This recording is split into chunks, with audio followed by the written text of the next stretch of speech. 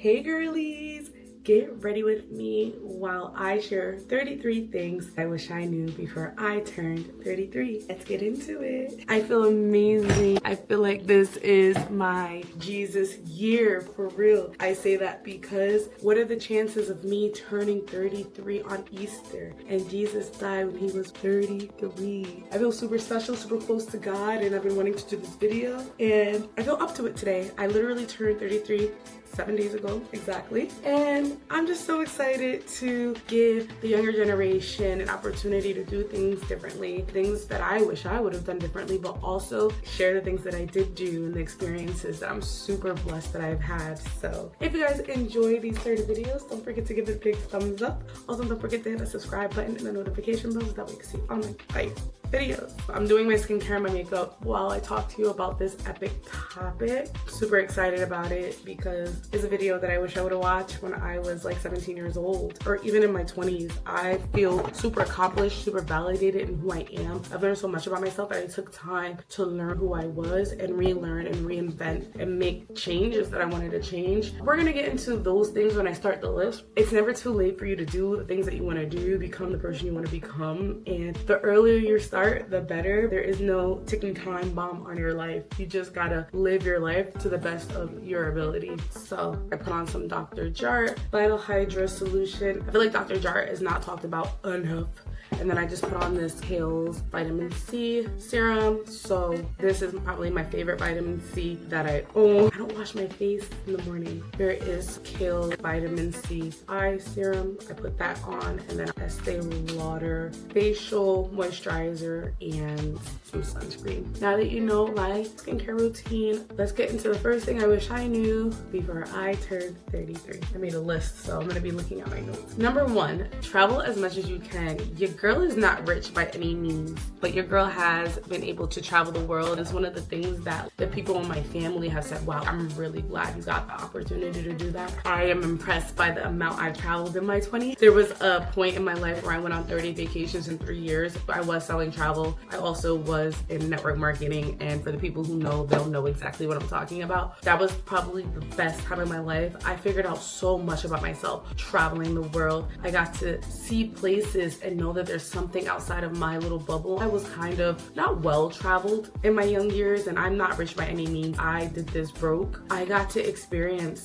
states and countries, and it made me realize I don't have to live here in New York if I don't want to. I can aspire to move elsewhere. I can see other cultures and see if I fit in with those cultures better than the culture that I'm in right now. I learned foods that I like, and I especially learned those things because I got away from family and I got to do things on my own without any distractions from anybody else. I've traveled alone, but I've also traveled with friends that I really am close with, but I also travel with people I'm really not that close to. And it was the matter of finding people who wanted to do what I do. If you had the money and you were gonna trip with me, I was tripping, but also making it very clear, hey, I'm gonna do my thing. If I wanna go play with elephants in Thailand and you don't wanna go, best believe I will be leaving you. Made it very clear very early on what the expectation was of the trip, but that's not why we're here. That's only one of the 33. Let's get to the next one before I run out of time. Number 2, take dating seriously. I regret being that girl in high school that I didn't realize that like high school sweethearts were a thing. I wish I would have taken my love life a lot more seriously. I didn't think it was real. I thought that I needed to be a certain place or be a certain person or have everything together before I started a life with a person. But now I realize that you can build a life with someone. It can be a little bit harder, but I feel like it's a little bit more difficult now that I know who I am and what I stand for. It's harder to find someone who checks off every box as opposed to meeting someone with the same integrity and morals as you, and then you grow as you go. Maybe they don't have it all together, but you guys can get there together. So yeah, there's a couple of people, guy friendships, guys that like, I wonder what if I would have been like, hey, I like you. I wonder where this can go. I probably could have been married into them. There are quite a few that I really meshed with, but because I was not taking dating seriously at that time, it didn't matter. I wasn't looking for love at that point in my life. So who knows? It's okay to start completely over. Just because you go to medical school, does that mean you have to become a doctor? Your goal can be one thing initially, but it's your life. You can decide, you know what, I don't want to be a doctor. You can go become an electrician and decide, you know what, I want to be a comedian and fight for that dream too. And you can Uber, dog sit, DoorDash, everything that you need to do to accomplish those goals. I remember when I decided that I wanted to be a YouTuber, I didn't just become a YouTube star sensation overnight or even over the course of years. I've been doing this for years and I'm still not a well-known person, but I will say that I did DoorDash, Uber, and house sitting to get me through those rough patches of me going for my goals and dreams. And you can also have a fulfilling life with multiple jobs. Like, there's certain people that can't do the same thing every day. They're not built to be doing the same job every day for 30, 40 years. We're here for a long time, a longer time than when Jesus was here, right? People die a lot older now. Well, the life expectancy is going down now, but people die a lot older than before. So you can change your career over and over again and still have a fulfilling, fruitful life. And that's your prerogative. Don't let people make you feel like you can't pivot in your life. Number 4, don't stay somewhere just because you're comfortable. Y'all, if I wasn't so afraid of the things that could happen, I would have moved a long time ago. I'm still in my hometown. I'm kind of looking at the opportunity to move maybe out west where a lot of my dad's side of the family is. My mom is down south. I would have considered more south if I didn't love the weather of the west so much more, but I allowed fear to stop me from making a decision of moving away from family. I didn't know what would happen to me if I decide to move without like any support system, but honestly, everything is electronic now. If you feel the urge to move out of state, do it. I heard that it is like the cheat code to success and love and having the life that you are meant to have. When you're in your hometown, people just know you for who they know you for. When you leave, is a chance for you to start over and rebrand who you are, make the life that you want to make. I hate the weather in the state that I'm in. We get all 4 seasons and I get really bad seasonal depression, and it takes me a while to get out of that. So I wish I could have been like, let me go to a place that fits me better, like Arizona, Nevada, out west. And that doesn't even have to mean moving. Like I said, it can be a career, it can be a religion, it can be anything. It could be a relationship. Girl, like, if you're in a situation, move on. If God is saying this person is your husband and you're faithful and you have a relationship with God, there's nothing you could do to stop that person from being your person. It could delay it possibly. Like, let's say you're with someone and maybe they are the one for you, but you feel like you need to take a break from the relationship and figure out yourself. Nothing that is for you will not end up being for you. If it's for you, it'll be right back there waiting for you. It could be a lot of pain and heartbreak along the way, but if you don't feel like it's right in your intuition, leave. Like, if you don't feel comfortable living with family, leave. You do not have to take abuse. You don't have to take your unhappy relationship out of fear of, what am I gonna do? Who's gonna take care of me? God will take care of you. Number 5, try everything that you're curious about. One of the things I'm so happy that I did, and honestly, I waited until I was in my 30s to start, is trying new experiences. I found my love for tennis, even though I'm really, really bad for it. I'm really, really bad at tennis. Don't get me wrong. Like, it is not my career path by any means, but I absolutely love the way it makes me feel. I love how much fun I have. I love learning it, and that I will probably never monetize off of playing tennis because I try to make everything my career. But sometimes I wonder, what if I would have tried this when I was younger? What if I would have tried tennis in high school or middle school? I was so concerned about things outside of my age and tax bracket at that age that I was frozen in time. I wouldn't have known if I liked tennis back then because I was so stressed about my future. And there's a Bible verse that I love in Matthew, and it says, don't worry about tomorrow. Today has enough worries in itself. Just live in the moment. Be like, you know what? I'm gonna try this new food. I'm gonna try going to this new country. Try anything, a new experience. Rock climbing. I tried rock climbing. I tried tennis. I tried pickleball all within the last 3 years, and it's the best thing. thing I could have ever done because I'm finding ways to get in shape in a way that's fun for me. Imagine if I would have tried it sooner. 6, oh my God, 33 things is a lot. Prioritize your health early, girl. I wish I would have paid attention to my health. I'm actually blessed that I was one of those people that right out of college, I was going to the gym, I paid attention. I worked at the YMCA literally right after college. That brought me around people who were into fitness. I got personal training and learned about fitness. I ended up dating a bodybuilder. Luckily, I was always kind of in the gym. I wasn't into going to the gym in high school by any means. I didn't understand it. I didn't even understand it was like a whole community. Like, gymming is like a lifestyle. I didn't know that going in because my mom and my dad were not really gym people. My mom would make us walk around the track and stuff, but my dad was never a gym person. He had a treadmill and he would run on that treadmill every so often, but probably less times than I can count on both of my hands. I don't remember him being on the treadmill very often. Nobody sat down and actually taught me about my health. So prioritize learning about health and fitness in a non-toxic way. Find the person that's on the internet that isn't so toxic maybe about like weight loss and health, that isn't trying to sell you something, a dream, you know, like someone who's more realistic and scientifical behind it. But learning like what works for your body. It took me years to figure out that I have PCOS and that I couldn't work out in a certain way. When I work out in a low intensity way, my results are so much better and are so much faster. I didn't know that high intensity cardio was hurting my body. If I would have figured out what worked for my body years ago, I probably wouldn't be so heavy. I probably wouldn't be on a CPAP right now because I gained a lot of weight by not understanding my body and allowing my body to run me and my life as opposed to me running my life and my body. So learn as much as you can as soon as possible, okay? All right, so what was that? Build your credit and savings young. So that's like, it kind of goes against what I said about the traveling. You can focus on experiences and learning yourself and experiencing new things, or you can also focus on your future and saving. I wish that I would have at least learned the skills behind budgeting, not getting in so much credit card debt. A lot of my credit card debt did pay for my travels and stuff like that, but maybe not knowing how to save or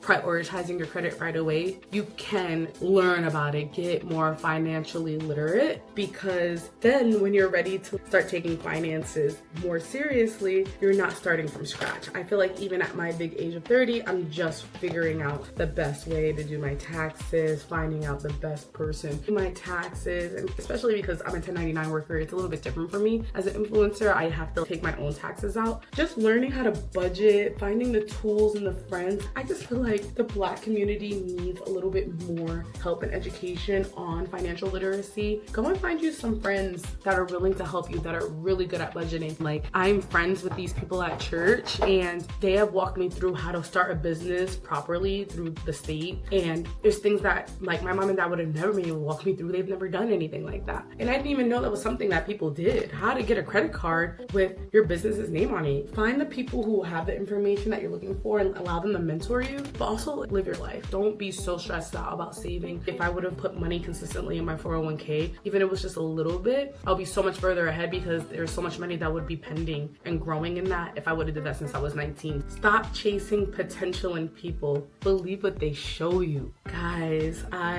although I have not really taken dating so much seriously in my 20s because I just felt like everything was too good to be true, I live by this. I give people 6 months to show me who they are. And if they don't show me what I want to see within that 6 months, I'm out.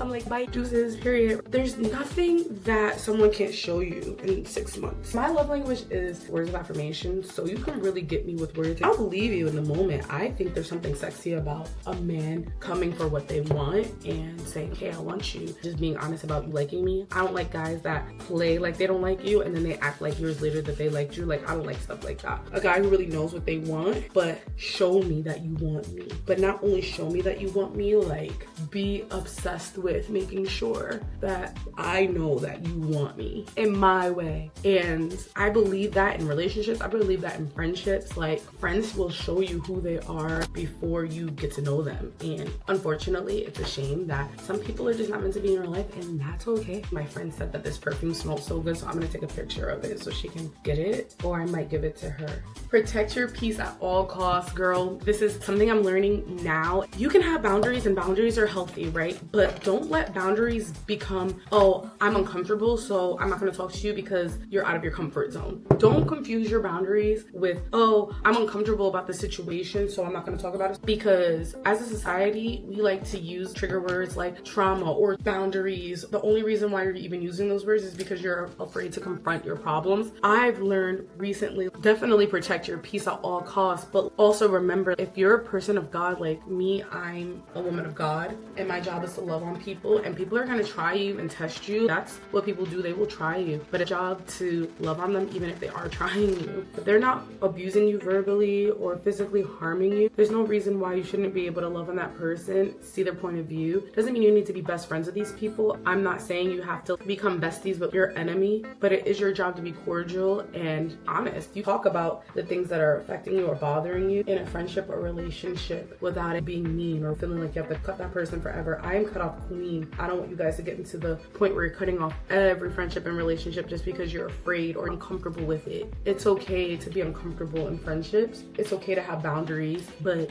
don't make every time someone brings something to you like, oh, it's a boundary. You should be able to have conversations with people, learn about them, and allow them to express themselves too. Be careful on that one, but also protect yourself. Don't let people play with you. Don't let people use you, and only do the things that you want to do for people. So I feel like people are afraid to be used by friends. The best rule of thumb is if your heart isn't to say yes immediately, if there's a favor that someone's asking you and you're like, no, I don't want to do it, then don't do it. Like if you feel like, oh my God, I don't want to do it, don't do it. Only do things that your heart is saying yes to. Take care of your skin. Sunscreen is not optional, girl. Take care of your skin. When you're 8 years old, your girl had stretch marks immediately. I hit puberty, I got stretch marks. I didn't have a choice in the matter. It just was what it was, right? And I wish I would have taken my mom's advice more seriously. I'm so mad because we broke, but we're still gonna use it. When I was younger, she taught me everything I needed to know about hygiene, but I was so depressed that I couldn't even like cope with what she would be saying. I didn't love myself enough to like make sure my hygiene was good. If I could go back in time, I wish I had enough self-worth and self-love to make sure my skin was good and probably with a lot less blemishes. Your girl's body looks like she had kids already. Stretch marks are genetic, but you know, you could do things to prevent those things. So take care of your skin. It's the only organ that people could see on the outside. You only get one of them. You only get one of them. Be careful with it. Pay attention to it. Therapy isn't just for crisis. Oh my God. So good. Therapy isn't just for crisis. I feel really sick. I take medicine. I love doing YouTube videos when I'm sick. Maybe I have to do a part 1 and part 2 of this because I'm already at 27 minutes. So we'll only do like 16 today and then we'll do a part 2. I realize that we all come from a different background. Some families are going to be into therapy while other people think that therapy is just for crazy people. Sometimes therapy is just a way for you to hear yourself out loud and it allows you to hear the crazy. There are some things that I didn't even realize I was saying until I heard myself say it out loud and I had someone call me out on it. And I wish I would have had someone tell me some of these things when I was younger. Like one of the examples I can give is that I used to be like, oh, like I'm not really confident, I just act confident. And she was like, you hear how that sounds? And I'm like, what do you mean? If you are being confident, you just are confident. You can't act like something if you are just being it. This whole time I confused confidence with self-love or self-worth. It was more of the verbiage. And she was just like, I had to hear it from someone else and it made sense. Sometimes it's a way to put a mirror in front of your face for you to learn who you truly are, for you to hear yourself. It's kind of like journaling too. Journaling is another way for you to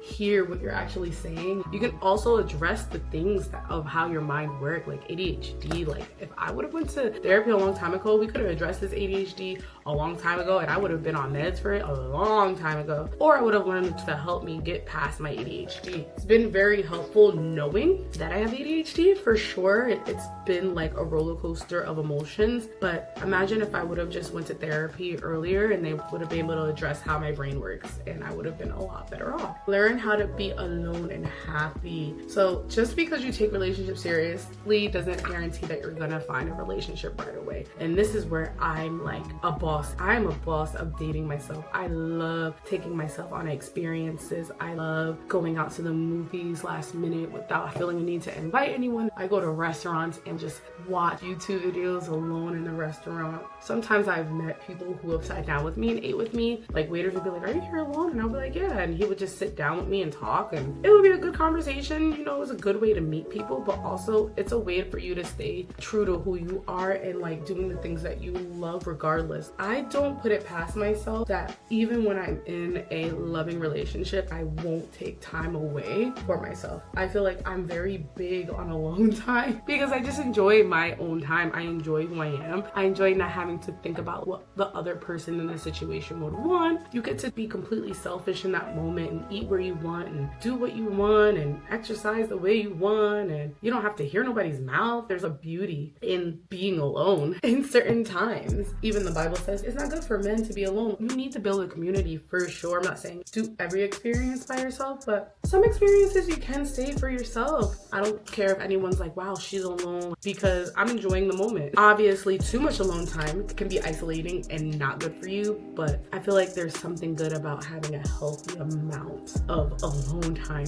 for sure. And I love it. We are almost halfway there, and then like I said, I'll do a part 2, guys, because this is taking a lot longer than I thought. All right. Don't rush timelines. Marriage, kids, success. God has a plan for you. I remember I went to church once and my pastor did a series on like bootleg version of your life. Do you guys remember the bootleg movies where someone on the side of the road would be selling DVDs? It would be the bootleg version of a movie that's out in theaters. When you get them, people would be standing up and walking past because all it is like people with a video camera recording the movie and then burning them on DVDs, and then you could watch it at home. The series was about, do you want a bootleg version of your life? You can rush it and control it and choose your partner, or you can have the 4K version of your life and allow God to give you the best quality partner life that you need. I sometimes wonder what would have happened if I would have rushed into a relationship with all the trauma, all the healing that I needed to get through and I'm still getting through. I thank God every day that my spouse has not found me at this version of myself, because it would have been unhealthy. I've been in relationships with this version of myself and I have sabotaged them for sure. So I thank God every day for not rushing that timeline for me. I do not want children right now. I'm not like, oh my God, I want kids. But I'm sure that if God's plan is for me to have children, He will bring the person that will make me want that sort of life. And I am super open to whatever God has for me, but I refuse to accept the bootleg version of my life. I only want the 4K version, and I'm willing to wait for that 4K version for as long as I have to, and as long as God wants me to. Even if that means being alone, even though I don't think God would do that, I know that God knows that I desire having a spouse. I feel like there's people who genuinely just don't desire having a spouse. I have friends that are like, I'm good, I want to be single forever. And then I have friends that are like, oh my God, like I really want kids and marriage and blah, blah, blah. I feel like you'll be given or called the life that you're meant to be given and called to. So I'm not in any rush. I have had friends that I question. I'm like, wow, you really can't imagine just being alone and just figuring out life. Like I had a friend that always was around people all the time because they couldn't cope with, I don't know, I don't actually understand codependency, because I don't really struggle with codependency with friends very much, but you guys should look up what codependency is and make your own judgments about it.